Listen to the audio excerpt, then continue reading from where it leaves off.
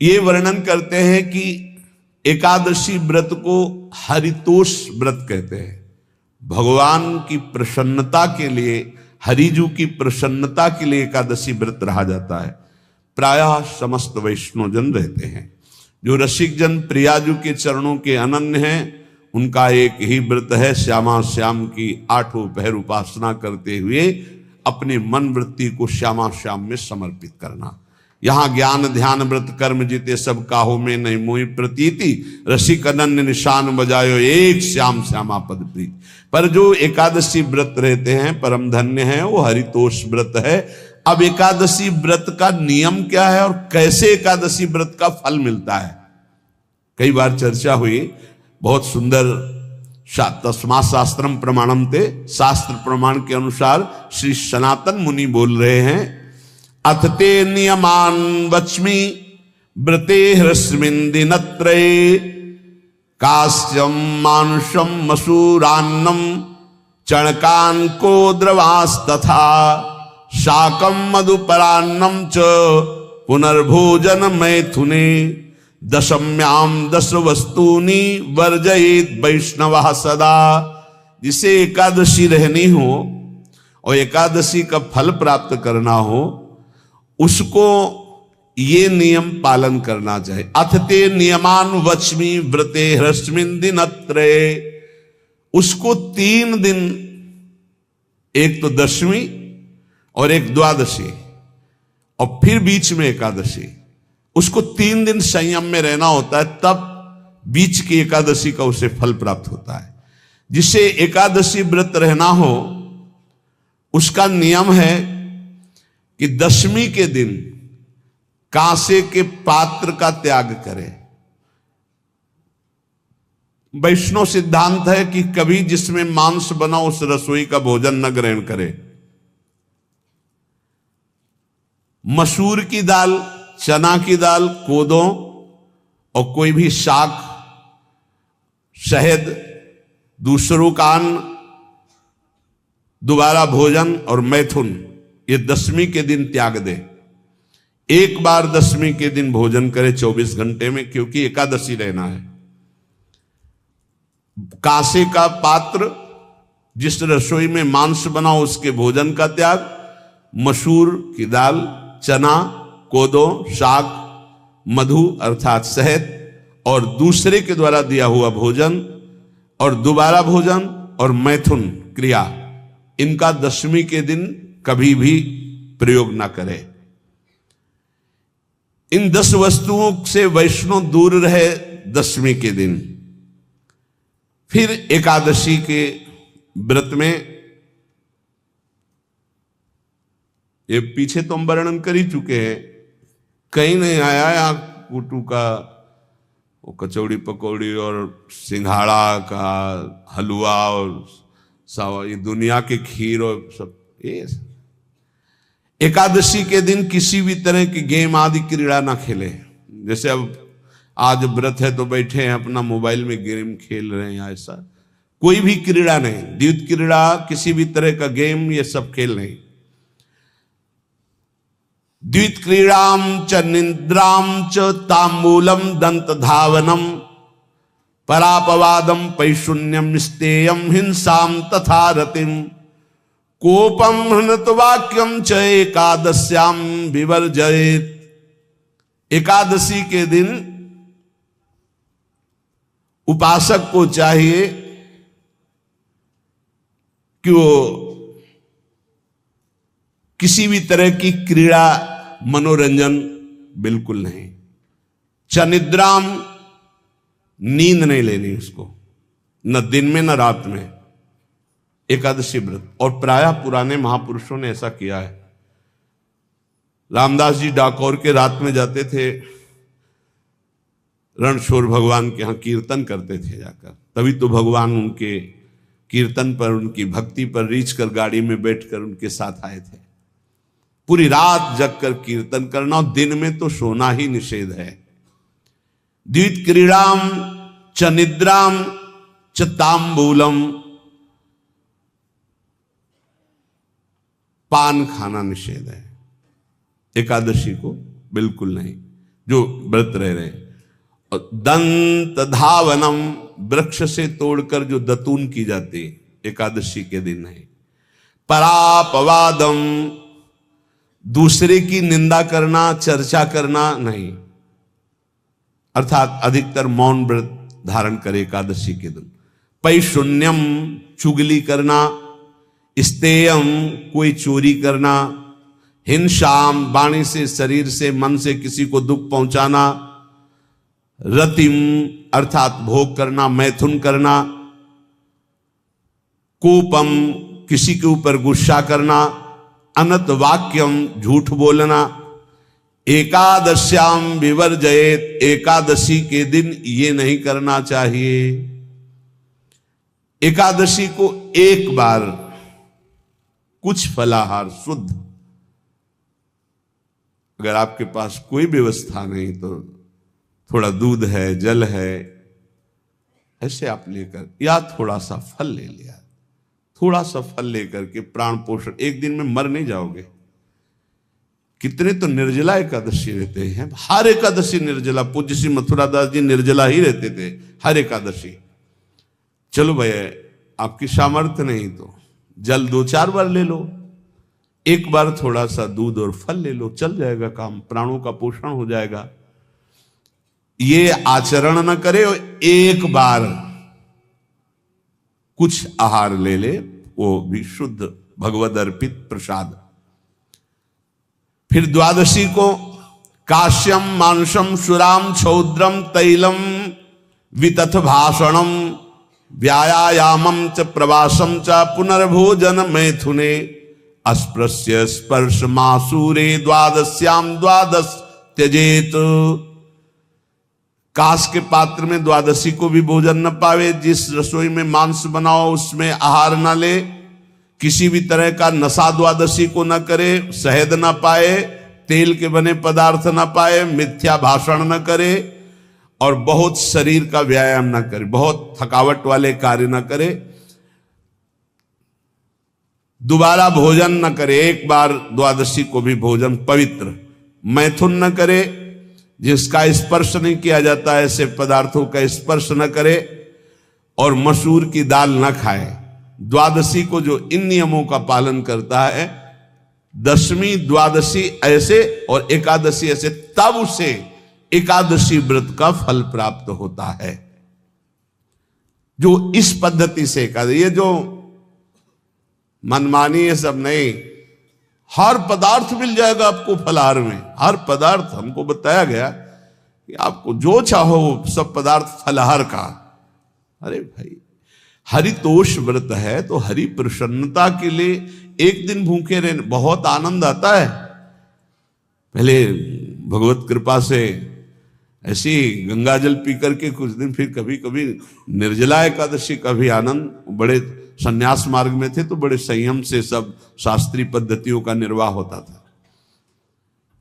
उपासक को चाहिए कि इन नियमों से व्रत का अनुष्ठान करे, मनमानी आचरण न करे। सबसे प्रार्थना जो एकादशी रहते हो, हरितोष व्रत इसे कहते हैं, भगवान की प्रसन्नता के लिए रहा जाता है, रहना चाहिए। जो अपनी आचार्य परंपरा में हैं जैसे, जिनका सिद्धांत है, पर रहने का सिद्धांत ये श्री सनत कुमार जी वर्णन, श्री सनक जी महाराज, ये सनत कुमार जी वर्णन की। सनक जी महाराज कह रहे हैं, यदि भगवान का आश्रय नहीं, सत्संग नहीं है, तो इन 4 में से एक हो तो नाश कर देता, फिर चारों हो तो सर्वनाश हो जाता है। यौवनम धन संपत्ति, प्रभुत्व विवेकता, एकैपमप्यनर्थाय किमु यत्र चतुष्टयम। यदि सत्संग नहीं है, यदि भगवद आश्रय नहीं है, और खूब धन हो, जवान अवस्था हो, और बढ़िया पद मिला हो, प्रभुत्व चलता हो, और अज्ञान हो, फिर क्या कह रहा है? बोले ये चारों जहां मौजूद होते हैं वहां सर्वनाश का खेल शुरू हो जाता है। अगर इनमें से एक हो तो सर्वनाश करने में पर्याप्त है, और अगर चारों हो तो फिर क्या कहना है? यौवनम, जवान हो, धन संपत्ति, खूब रुपया पैसा हो, प्रभुत्व, कोई पद हो, कोई अधिकार हो बड़ा, फिर अविवेकता और अज्ञानी हो तो बोले एक नाश कर देगा, फिर चारों तो नाश ही कर देंगे। अगर सत्संगी है तो ये चारों महान कार्य कर देंगे। क्या यौवनम, जवान है, खूब दूसरों की सेवा, मेहनत पूर्वक धन संपत्ति कमाकर माता पिता की सेवा, परिवार की सेवा। ये माता पिता, हमारा वेद कहता है मातृ देवो भव, तैत्तरीयोपनिषद, मातृ देवो भव, पितृ देवो भव, आचार्य देवो भव, अतिथि देवो भव, यान्य नवद्यानि कर्माणि तानि सेवितव्यानि नो इतराणि, यान्यस्माकः सुचरितानि तानि तोयोपास्यानि नो इतराणि, ये के चास्माच्छेयाः सो ब्राह्मणाः तेषां त्वया स्नेन प्रश्वसितव्यं, श्रद्धया देयं अश्रद्धया देयं, श्रिया देयं ह्रिया देयं भिया देयं संविदा देयं। वेद कहता है मातृदेवो भव, माता साक्षात हमारी भगवान है। देव हरि को कहते हैं, केशव देव जैसे कहा हरि को कहते हैं, गोविंद देव। मातृ देव, माता भगवान है। धिक्कार है उन पुत्रों को जो अपने माता के द्वारा पोषित किए हुए शरीर से हाथ उठाते हैं अपने माता पिता के ऊपर। नरक में तुम्हारी जो दुर्दशा होगी भोगोगे।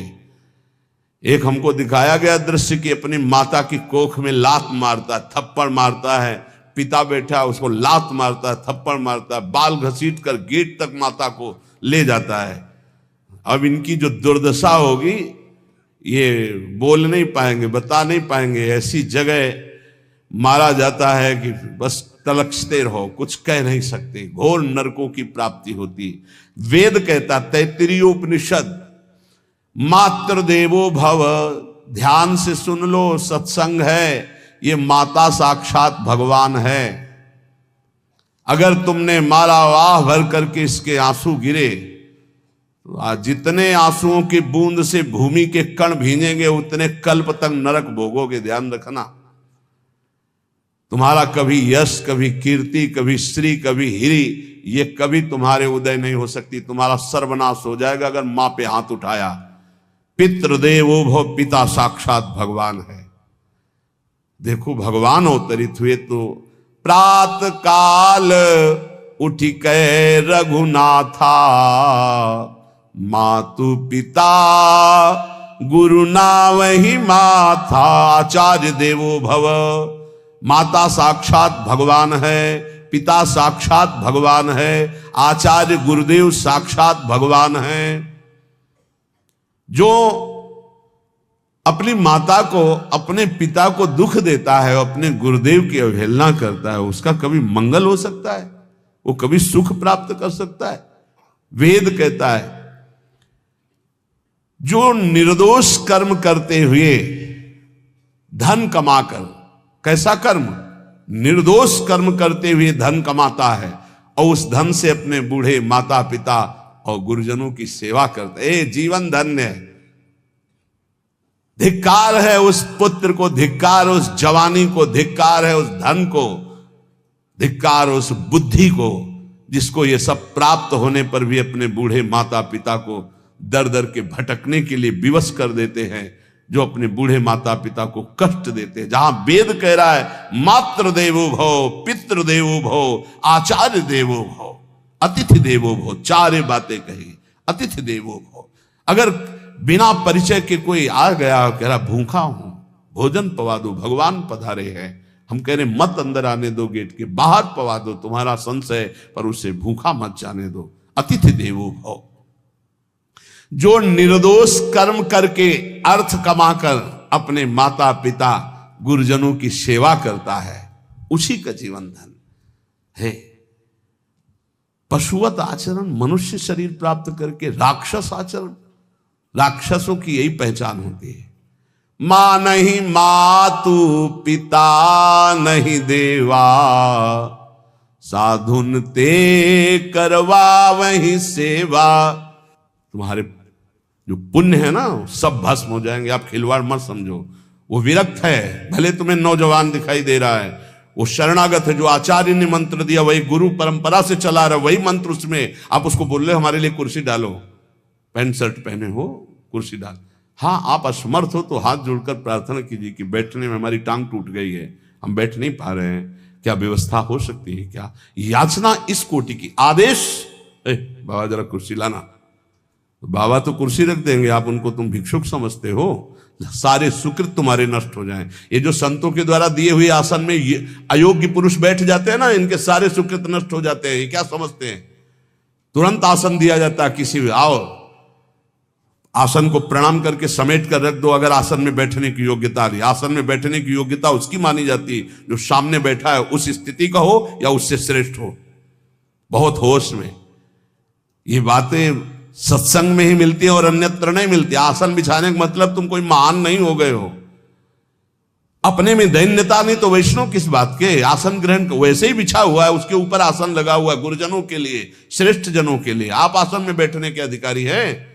सत्कर्म के द्वारा कमाए हुए धन से मात्र देवो भव पितृ, हम बार बार चिल्ला के कह रहे, क्योंकि कलयुगी इन पुत्रों को अब समझ में नहीं आ रहा। जो बोओगे वही काटोगे। अगर आप अपने पुत्रों को सत अध्यात्म की शिक्षा देंगे और स्वयं अध्यात्म से चलेंगे तो तुम्हारा बुढ़ापा ठीक से जाएगा नहीं। बुढ़ापा बहुत मुश्किल से कटता है, बहुत मुश्किल से। हाँ, हमें कई दृश्य देखने को मिलते हैं। बता रहे एक बार बिंदौर इधर है, इच्छावर फतेहपुर, वहां से भ्रमण करते यार, बड़े मकान से वयोवृद्ध भागते हुए आए और स्वामी जी बहुत कष्ट में हो। क्या कष्ट है आपको? आप तो महल से उतर रहे हैं, ये किसका है? बोले मेरा ही है। तुमका कष्ट क्या है? बोले 4 लड़का है, 4 बहू है, सब खाते पीते हैं, मैं बहुत कष्ट में हूँ, सब कोई अपमान करता है। तुमका निकलो फिर बाहर, बाबा जी बनो, भजन करो, भगवान के मार्ग का अनुसरण करो। चौथी अवस्था है। बोले ये तो नहीं हो सकता, रहूंगा तो यहीं कुछ ऐसा कर दो कि जिससे हमारे बच्चों की बुद्धि बदल जाए, जो हमको पीटते हैं, गाली देते हैं। हमको वो जादू तो हम जानते नहीं, और चल पड़े। और बड़ा अंदर से चिंतन हुआ कि जीव कितना आसक्त है उन्हीं पुत्र परिवार घर में। अब बुढ़ापे का समय है, चौथी अवस्था में अगर घर ही में रह के भजन करो तो झंझट नहीं होगी। जो मिले जैसे मिले जीवन यापन करो, भजन करो, लेकिन प्रभु से मतलब नहीं। तो जितने भी जवान भाई बहन सुन रहे हैं, आप अपने माता पिता को, यहां हमारा वेद कहता है मातृ देवो हो, माता भगवान है, पितृ देवो हो, पिता हमारा भगवान है। धर्म के द्वारा कमाए हुए धन से माता पिता की सेवा करो। दूसरे दोष युक्त कर्मों का कभी आचरण मत करो। यन्नस्माकं सुचरितानि तानि तोयो पापाश्यानि नो इतराणि। सुंदर आचरण करो जो महापुरुषों के द्वारा विधान किए गए हैं, पाप आचरण कभी मत करो। हमारे आचरणों में से एक भी ऐसा आचरण नहीं होना चाहिए जो दूसरे को दुखी करके धन संपत्ति लेने वाला हो। वेद कहता है पापाचरण किया और आपको गड्डी पकड़ा दी, आप निर्दोष को दंड दे दिए और दोषी को धन के कारण मुक्त कर दिए। अब आपके परिवार में जो तांडव मचेगा वो झेल नहीं पाओगे, चाहे कोई भी हो। बहुत ध्यान से सुनना, है सत्संग है, ये शास्त्र है। जो अधर्म पूर्वक दूसरे के द्वारा दिए हुए धन से गलत निर्णय करता है, दोषी को मुक्त करता है और निर्दोष को दंड देता है, उसको दुखिया को न सताइए, दुखिया देगा रोए। जब दुखिया के मुखिया सुने तब तेरी गति क्या होए। मर्सरीज गाड़ी में भून जाओगे भुट्टे की तरह अंदर, कोई सांस लेने की जगह नहीं मिलेगी। कैसे? आगे से गाड़ी में किसी कारण आग लग गई, चलती गाड़ी में। अब आजकल सब रिमोट का सिस्टम होता है, वो तार जल गए जिनसे गेट खोला जाता है। अब गेट लाख लोग हैं, आसपास कोशिश कर रहे हैं, न गेट खुल रहा है न शीशा तोड़ा, भम मचा हुआ है, चीखते हुए अंदर एक एक परिवार का सदस्य भस्म हो रहा है। क्यों? किसी के परिवार को उजाड़ा तुमने, किसी के निर्दोष की तुमने दंड विधान किए हैं, पापाचरण किए, वो भोगना पड़ेगा। इसीलिए बार बार तुम्हें भयावह शब्दों से कहते हैं, कोई तुम्हें दंड नहीं देगा, तुम्हारे कर्म हर समय तुम्हारी खोपड़ी में सवार हो, वही तुम्हें दंड देंगे। इसलिए हमारा वेद कहता है, यन्यस्माकः सुचरितानि तानि तोयो पापास्यानि नो इतराणि। जिसमें महापुरुष विधान किए हैं कि ये आचरण करो वो सुकृत है, और जिसे मना करते ऐसे पापाचरण मत करो, कभी दूसरे का अहित मत करो। जो कोई भी हमसे श्रेष्ठ गुरुजन है उनका आदर करो, उनको आसन दो, उनको विविध पदार्थों से सुख पहुंचाओ, विश्राम कर लेने के बाद वार्ता करो। श्रद्धा पूर्वक माता पिता गुरुजन अतिथि इनकी सेवा करना परम धर्म है। अश्रद्धा पूर्वक इनको कभी मत बर्ताव करो। बोलना, भोजन ले, बूढ़े जनों को ऐसे देखा है, ऐसे बड़ा कर लो, तुम्हारी भी बुढ़ापा आएगी, पता नहीं आ पाएगी कि नहीं आ पाएगी। अगर आएगी तो बहुत बढ़िया आएगी, तुम्हें ऐसे सताएगी कि आप देख लेना। बहुत हमारा हृदय इस बात से पीड़ित हो जाता है कि मां के प्रति ऐसा बर्ताव, जिस मां ने इतना पिता की क्षमता से हजारों गुना बढ़कर माता का प्यार होता है। ऐसे माता को, ऐसे पिता को हमें तो लगता है रोज चरण धो के पीना चाहिए। भगवान साक्षात इनमें विराजमान है। भगवान सच्ची कहता हूं, जो अपने माता पिता को त्रास देते हैं भगवान भी रक्षा नहीं करेंगे। कोई दान पुण्य तुम्हारा काम नहीं आएगा, क्योंकि ऐसे महामहिम पूज्य माता पिता के प्रति आप ऐसा देखो। प्रार्थना करते, चाहे गाली बकने वाले, गुस्सा करने वाले माता पिता हों, यदि वो चल नहीं पाते, वयोवृद्ध है, तो भगवान की तरह पूजा करो, उनके व्यवहार को मत देखो, तुम्हारा काम बन जाएगा, उनका आशीर्वाद आपको मिल जाएगा। आर्थिक स्थिति के अनुसार अतिथि की सेवा करो, गुरुजनों की सेवा करो, भय से भी युक्त होकर सेवा करो। अधिकार है माता पिता का, गुरुजनों का। यदि आप सेवा नहीं करोगे तो अपराध लगेगा। इतना बड़ा शरीर पैदा किया है, लेवरी करो, रिक्शा चलाओ, उससे जो मिले अपने माता पिता की सेवा करो। तो यहां कह रहे कि ये चार अगर आपके पास हैं, इनका सदुपयोग नहीं हो। यौवनम धन संपत्ति प्रभुत्व अविवेकता एकैपमप्यनर्थायम किमु यत्र चतुष्टयम। यदि धन है, जवानी है, आपका प्रभुत्व चलता है, बड़े पद में हो और अज्ञानी हो, एक तो सर्वनाश कर देता है, फिर चारों हो तो सर्वनाश पक्का। और यदि कहीं भगवान का आश्रय मिल जाए, संत जनों, तो ये परम मंगलदायक है। अविवेक विवेक में बदल जाता है। जो धन है, इसकी तीन गतियां बताई गई हैं। दान भोग विनाशश्च रायः शूर्गतस्त्रिधा।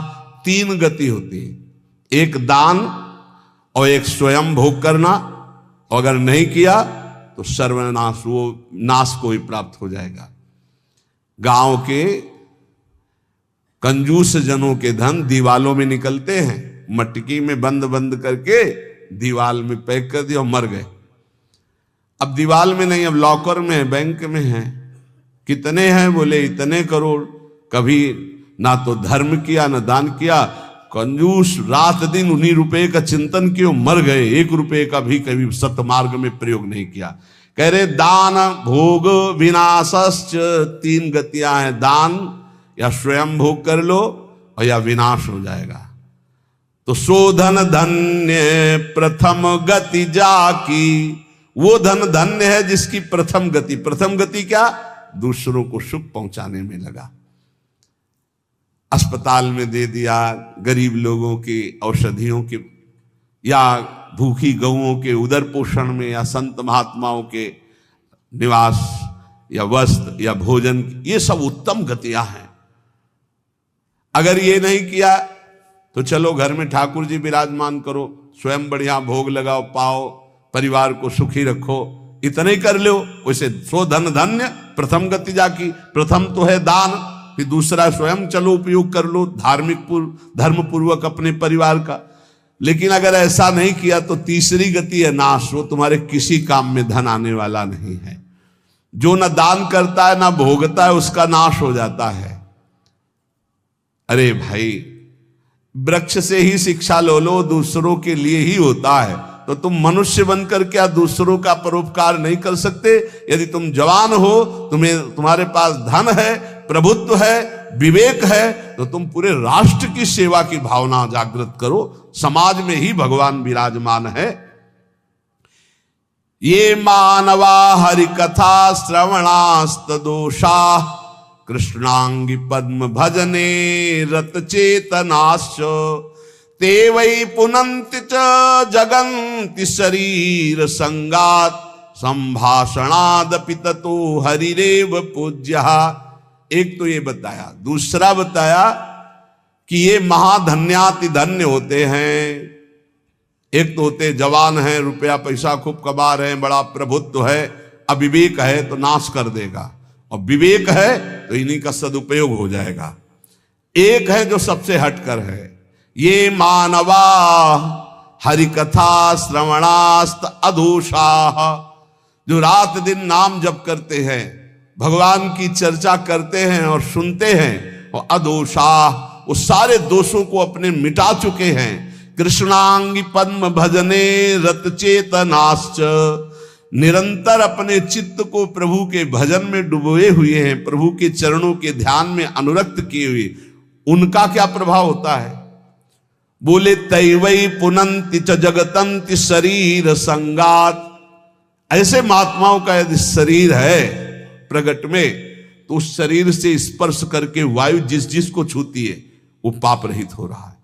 जो उनके दर्शन करते हैं वो पाप, संत दरस जिमि पातक तरही, संतों के दर्शन मात्र से पाप नष्ट होते हैं, उनके शरीर के स्पर्श से पाप नष्ट होते हैं। संभाषणादपि ततो हरिरेव पूज्यः, यदि उनसे संभाषण करने को मिल जाए तो बोले वो इतना पवित्र हो जाता है कि भगवान उनमें वास करने लगते हैं। हरिदेव, हरि उसमें विराजमान है, हरि ही हैं, ऐसा वो पूज्य हो जाता है। यदि जो नाम जप कर रहे हैं, जिनका चित्त भगवान के चिंतन में है, जो कथा भगवान की चर्चा कर रहे हैं, जो भगवान की चर्चा सुन रहे हैं, अदोषाः, जो समस्त दोषों पर विजय प्राप्त कर चुके हैं, ऐसे मानवाः पुनंति च जगतंति, वो पूरे जगत को पावन करने की सामर्थ्य रखते। सतरते सतरते सा लोकांतार्यति मम भक्ति युक्तो भोनम पुनातु, वो लोक के लोक पावन कर देते। कैसे?